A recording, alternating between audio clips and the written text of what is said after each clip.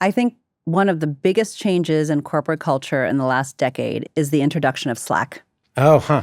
My mentor in conflict resolution was a guy named Hal Saunders, and he, at the turn of the century, of the last century, basically said that in negotiation and diplomacy, we used to think of negotiation or as conflict as a chess match. And he said basically conflict resolution now in any type of environment is more like a squash court, except with like 15 balls at the same times and mirrors on all of the walls. What Slack did more than any other app was it turbocharged conflict.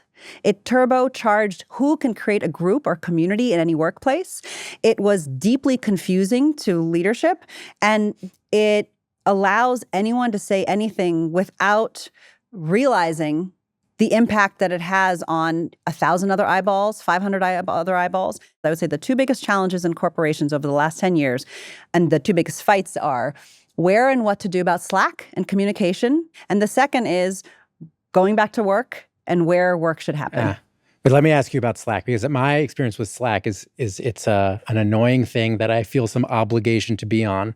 And it makes me feel like my brain has to move in 10 different directions. Yeah. And I think, why can't this just be an email? Or did you really need to ask me about this now? Or just the expectation of its use, I find kind of crazy making and not particularly productive.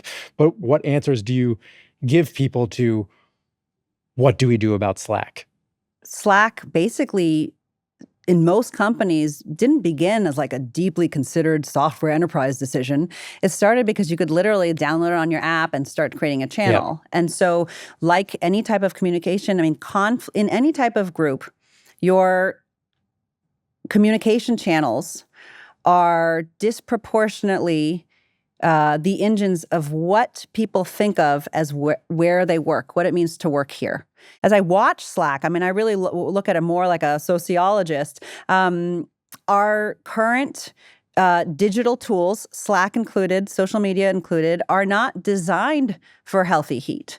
They're not designed to basically be able to have context or nuance. Amanda Ripley wrote a book called High Conflict. She has this great term called conflict entrepreneurs, where in any group, in every family, in every company, there's also people who are just in it to like stir up shit. Yeah. And so Slack can be also really conducive to that.